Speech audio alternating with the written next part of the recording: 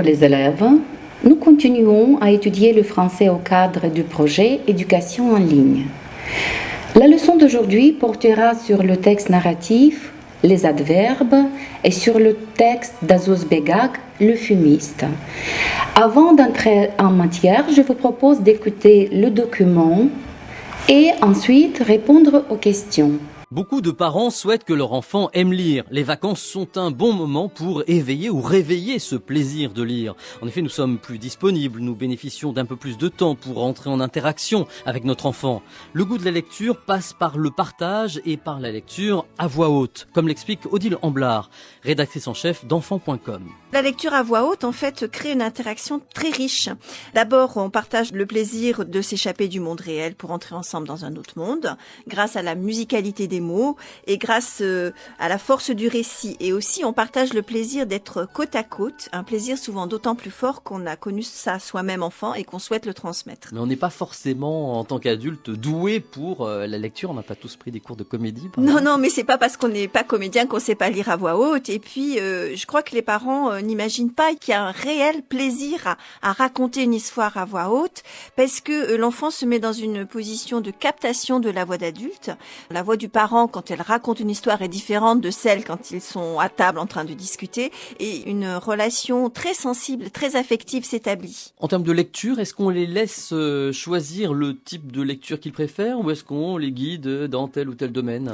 Alors moi, je dirais que se laisser guider par son enfant, c'est vraiment lui montrer qu'on l'autorise à nous faire découvrir des livres qu'il aime ou qu'il a envie de lire, et c'est une manière de lui faire sentir qu'on a envie de rentrer dans son monde et qu'on donne de la valeur à ce qui l'intéresse. Même si potentiellement pour nous ça n'est pas très intéressant. Voilà, par exemple, il y a des enfants qui vont choisir un magazine de foot ou une BD. Eh bien, d'accord, c'est pas une lecture de fiction, c'est une lecture informative, mais il faut pas opposer la lecture de fiction et la lecture informative. Ce sont deux manières de rentrer dans le monde de manière différente. Et c'est vrai qu'avec la fiction, on va s'identifier à des personnages, on va découvrir des émotions, mais avec une lecture informative, on rentre aussi dans le monde d'une manière concrète, précise. Odile Amblard, rédactrice en chef d'enfant.com. Alors certains parents craignent de mal évaluer le niveau du livre par rapport à l'âge de l'enfant.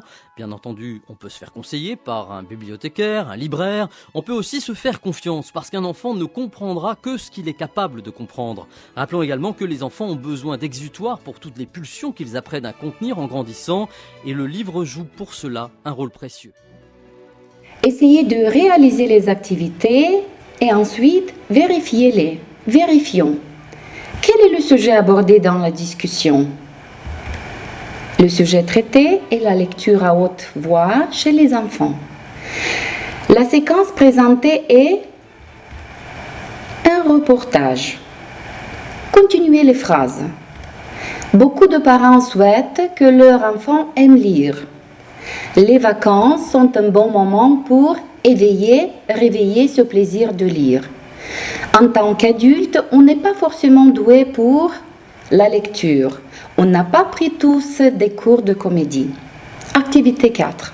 Énumérer au moins 3 des avantages de la lecture à haute voix.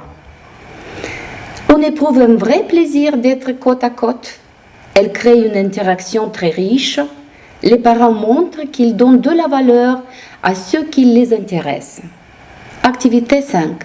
Quelle relation s'installe entre le parent et l'enfant pendant la lecture à voix haute ? Une relation très sensible, très affective. Quelle différence il y a entre la lecture informative et la lecture de fiction ? Avec la lecture de fiction, on va s'identifier à des personnages ou découvrir des émotions. Mais avec la lecture informative, on rentre aussi dans le monde d'une manière plus concrète et précise. Que signifie laisser choisir à son enfant le type de lecture ?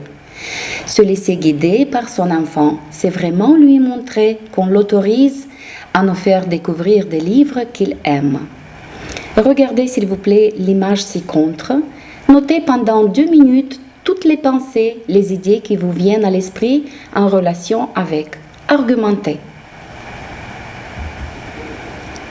Donc, je présume que c'est un enfant d'une famille pauvre. Peut-être c'est la couverture du livre. L'auteur de ce livre est Azouz Begag. Le titre du livre est Le Gond de Chabat. Ce garçon est passionné par la lecture. Il n'a pas de livre, il a trouvé ou volé, reçu en cadeau ce livre. Il se retrouve absorbé par la lecture, tout à fait plongé dans le sujet. Il reste des heures à déchiffrer malgré la faim, malgré le froid, etc.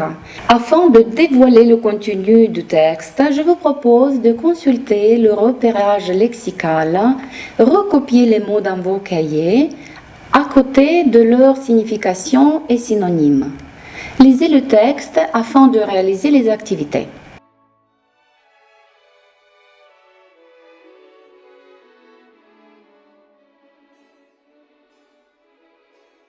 Essayez de réaliser indépendamment les activités, ensuite vérifiez-les. Vérifions. Complétez le tableau suivant. Activité 1. L'auteur de ce livre est Azouz Begag. Le titre du livre, Le Gond du Shabbat. Le genre narratif, le siècle XXe. Identifiez le type de ce texte en justifiant votre réponse. C'est un roman, un texte narratif qui raconte l'histoire d'un garçon des parents immigrés. Le roman a une progression chronologique et présente une succession logique de faits placés dans un espace, dans un temps. Quel est le statut du narrateur? Quel point de vue du récit est adopté? C'est un narrateur personnage car il raconte à la première personne. À quel moment de la vie du narrateur correspond la première phrase? La première phrase correspond à la période très lointaine quand il étudiait au collège. À quel moment de la vie du narrateur correspond la deuxième phrase? La deuxième phrase appartient au moment de la vie scolaire quand le professeur rendait les travaux vérifiés aux élèves. Quel sentiment le narrateur éprouvait-il? Expliquez pour quelle raison. Le narrateur éprouvait de la honte car il ne comprenait pas de quoi il était accusé et en plus, il ne parlait pas très bien français. Quelle leçon l'écolier tire-t-il de sa mésaventure? Et vous, réagiriez-vous comme lui si vous étiez à sa place? Justifié par un argument. La plaie que cette situation lui a provoquée difficilement peut être appelée mésaventure, parce qu'elle a fait qu'il se rend compte comment le monde est subjectif et injuste. Si j'étais à sa place, je ne sais pas si j'agirais autrement, car il était à l'âge de devenir tellement incertain, timide et imprécis. Transposez au discours indirect les phrases suivantes. Et lui cracha, vous n'êtes qu'un fumiste, vous avez très mal copié Maupassant. Et lui cracha qu'il n'était qu'un fumiste et qu'il avait mal copié. Point B. C'est le maître de mon ancienne école qui m'a raconté cette histoire, avait-il répondu. Il avait répondu que c'était le maître de son ancienne école qui lui avait raconté cette histoire. Relevez les lexiques qui montrent une attitude moqueuse du professeur à l'égard du narrateur-élève. Humiliation, un rectus au coin des lèvres, craché. Elle m'avait couvert de honte devant toute la classe en criant. Et en plus, vous mentez. Je vous avais mis 1 sur 20 pour le papier et l'encre, mais je vous mets 0. C'est ce que vous méritiez. Activité 10.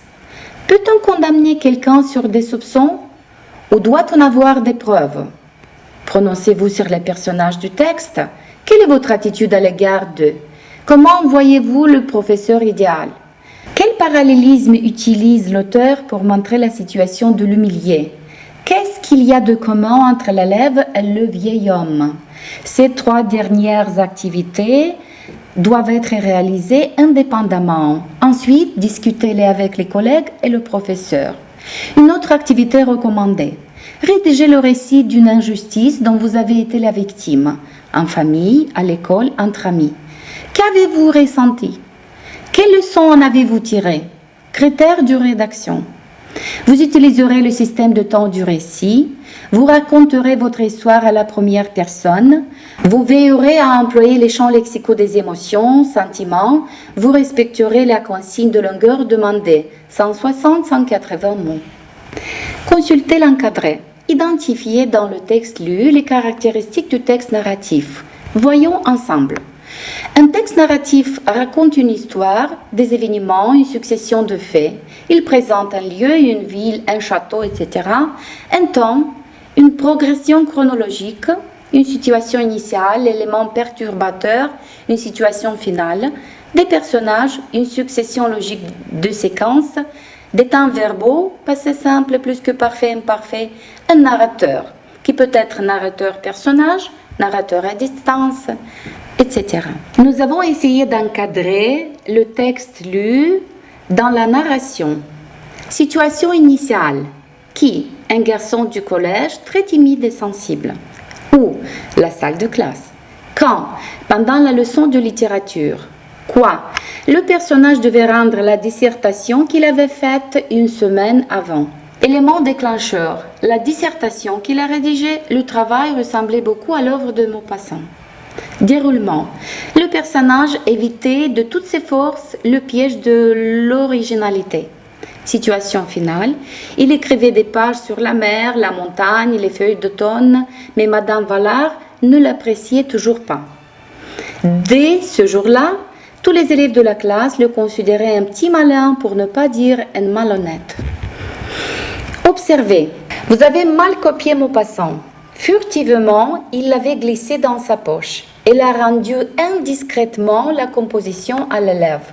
Mais Madame Vallard n'appréciait toujours pas.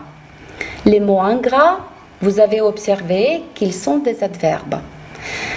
Et encore une observation que vous avez dû faire, que la place de l'adverbe change. Vous avez mal copié, furtivement il l'avait glissé, et l'a rendu indiscrètement. Donc l'adverbe est un mot dont la fonction est d'ajouter un élément complémentaire à un verbe. Il étudie bien. Un adjectif, il est très gentil. Un autre adverbe, il parle si poliment. En français, on distingue quelques catégories d'adverbes. De manière, de temps, de lieu, d'affirmation, de négation, d'interrogation. Pour former les adverbes qui ont le suffixe amant, nous allons recourir à 4 modalités. La première modalité, c'est d'ajouter au féminin de l'adjectif le suffixe ment. Par exemple, lent, lente, lentement. La deuxième modalité, c'est d'ajouter au masculin des adjectifs qui terminent par une voyelle le suffixe ment. Poli, poliment, vrai, vraiment, joli, joliment, absolu, absolument. Quand l'adjectif masculin se termine par ENT ou ANT, l'adverbe se termine par EMMENT ou AMMENT. Vous avez observé qu'on garde la voyelle E ou A. Récent, récemment, fréquent, fréquemment. Il y a aussi des cas particuliers. Précis, précisément, énorme, énormément, profond, profondément, gentil, gentiment. La place des adverbes en français. Avec un verbe conjugué, l'adverbe ne se place jamais devant. Quand nous avons des temps simples, l'adverbe se place après le verbe. Je le crois généralement, parlez-moi franchement. Au temps composé, les adverbes courts ou communs, comme par exemple déjà, très, trop, toujours, souvent, se placent entre l'auxiliaire et le participe passé. Exemple, vous avez mal jugé la situation. Vous avez déjà pris votre décision. Si l'adverbe est long et non commun, les adverbes se placent après le verbe. Il vous a parlé gentiment. Elle a agi généreusement. Après le participe passé, si on part d'un temps composé. Avec un infinitif, les adverbes courts se placent toujours avant l'infinitif. Il faut bien réfléchir. Vous essayez de trop faire. Les choses commencent à mieux aller. Si l'adverbe est plus long d'une syllabe, cet adverbe-ci se place après l'infinitif. Je vous demande de vous parler souvent. Luc essaie de suivre attentivement le discours. Les adverbes de temps et de lieu. Si l'adverbe de temps ou de lieu porte sur l'ensemble de l'énoncé, il se place avant ou après. Aujourd'hui, j'ai des courses à faire. Je n'ai pas fait grand-chose hier. Il a mis ton sac ici. J'ai rencontré mon ami là-bas. Si l'adverbe porte sur le verbe, comme dans l'exemple, tu t'es levé tard ce matin, Ottawa réagit immédiatement à ces déclarations. L'adverbe se place après le verbe ou le participe passé. À côté des adverbes proprement dits, il y a des expressions extrêmement nombreuses qui jouent le même rôle que les adverbes. Ce sont les locutions adverbiales. Une locution adverbiale peut se former de diverses manières. Préposition plus nom. En revanche, sans cesse, à l'envie, à la volée, etc. Préposition plus adjectif. À présent, en général, en particulier. Préposition plus verbe, plus complément d'objet. À brûle pour point, d'arrache-pied, à tue-tête, etc. Préposition et adverbe. Par-dessus, par ailleurs, par contre, etc. L'adverbe de négation ne explétif qui apparaît dans certains subordonnés de sens positif sans négation. Après les verbes de crainte, redouter, appréhender, craindre. Exemple, je crains que votre ennemi ne revienne. On ne met pas ne si ces verbes sont pris négativement. Je ne crains pas que votre ennemi revienne. Après, éviter que, empêcher que. Exemple, par son intervention, il a évité que vous ne vous blessiez ou que vous vous blessiez. Après, défendre que, on ne met pas ne. Il a défendu que vous entriez et non que vous n'entriez. Après, nier, disconvenir, désespérer, contester, douter. On met ne si ces verbes sont négatifs ou interrogatifs. Il ne doute pas qu'il ne vous rembourse. Mais on ne met pas ne s'ils sont utilisés affirmativement. Je doute qu'il vous rembourse. Après, avant que. L'emploi de ne est facultatif. Avant qu'il parte ou avant qu'il ne parte. Après, à moins que, on met ne, il partira à moins que vous ne lui parliez. Après, sans que, on ne met pas ne. Les degrés de comparaison des adverbes. Dans le dictionnaire, les adverbes se trouvent au positif. C'est leur forme initiale. Il y a encore 2 degrés de comparaison, le comparatif et le superlatif, pour établir une comparaison entre différentes personnes et choses. Oui. Il y a 3 types de comparatifs, de supériorité, d'égalité, d'infériorité. Exemple, Marie court aussi vite que Chloé, Claire court plus vite que Marie, Claire court le plus vite. Le comparatif est le premier degré de comparaison. On le forme grâce aux structures plus que, aussi que, moins que. Le superlatif est le plus haut degré de comparaison. Il présente la propriété à son plus haut ou plus bas degré par rapport à tous les objets de la même classe. On le forme grâce à la structure le, la, les, plus ou le, la, les, moins. Il y a aussi des adverbes qui ont des formes irrégulières. Par exemple, bien, mieux, aussi bien, moins bien, et au superlatif, le mieux, le moins bien. L'adverbe mal, au comparatif, plus mal, aussi mal, moins mal. Et au superlatif, le plus mal, le moins mal. L'adverbe beaucoup, au comparatif, plus, autant, moins. Au superlatif, le plus. L'adverbe peu, moins, autant, plus. Au superlatif, le moins. Remarque, la forme pi est archaïque. Elle ne s'emploie que dans quelques locutions telles que tant pis, de mal un pis, qui pis est, au pis aller, mettre les choses au pis, à qui pis fera, dire pis que prendre de quelqu'un, je ne lui ai jamais dit pis que son nom, c'est encore pis, etc. Le pis ne s'emploie que comme substantif. Réalisez les activités indépendamment, ensuite vérifiez-les. Vérifions. Écrivez les adverbes qui correspondent aux adjectifs suivants. Long, longuement. Sot, sottement. Patient, patiemment. Docile, docilement. Absolu, absolument. Particulier, particulièrement. Faux, faussement. Gentil, gentiment. Sec, sèchement. Élégant, élégamment. Naïf, naïvement. Lent, lentement. Extrême, extrêmement. Courageux, courageusement. Deuxième activité. Choisissez le degré de l'adverbe qui convient. Ah, Jeanne a dormi jusqu'à 10 heures. Sa sœur Mathilde était déjà levée depuis 1 heure. Il a dormi plus longtemps que sa sœur, moins longtemps que sa sœur. Sans plan, il est difficile de ne pas se perdre. Avec un plan de la ville, on trouve son chemin plus facilement du monde. Ne t'inquiète pas, elle conduit très lentement. Je comprends mieux comment fonctionne ton nouvel ordinateur. Il s'utilise plus simplement que l'ancien. C'est urgent, contactez-moi le plus rapidement possible. Activité 3. Mettez les phrases au passé composé. Il neige déjà, il a déjà neigé. Elle porte toujours des lunettes, elle a toujours porté des lunettes. Ce plombier travaille très bien. Ce plombier a très bien travaillé.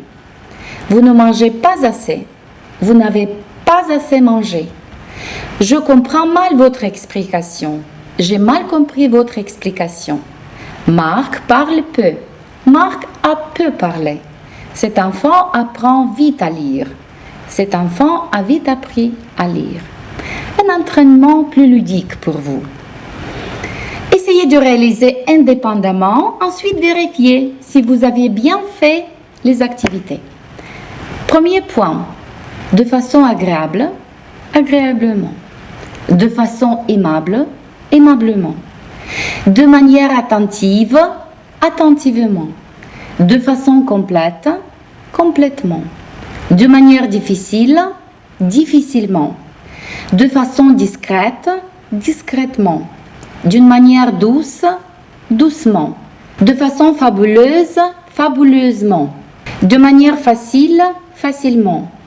De manière horizontale, horizontalement. De façon logique, logiquement. De façon légère, légèrement. De façon merveilleuse, merveilleusement. De façon mystérieuse, mystérieusement. De manière naturelle, naturellement. De façon silencieuse, silencieusement. De façon solide, solidement. D'une manière sèche, sèchement. De façon sérieuse, sérieusement. De manière verticale, verticalement. C'est une activité que je vous propose de faire indépendamment ou avec votre professeur. Traduisez en roumain. Pour faire le point, le texte narratif raconte une histoire, des événements, une succession de faits. Il présente un lieu, une ville, un château, un temps, une progression chronologique des personnages, une succession logique de séquences, des temps verbaux, passé simple plus que parfait, imparfait, un narrateur qui peut être narrateur personnage ou narrateur à distance. L'adverbe et l'élocution adverbiale caractérisent l'action exprimée par le verbe, sont invariables, peuvent changer le sens du verbe, peuvent être de temps, de lieu, de manière, de quantité, d'affirmation, de négation, se placent après le verbe conjugué au temps simple et après l'auxiliaire au temps composé. La leçon a fini. Je vous conseille d'avoir soin de vous et de vos proches.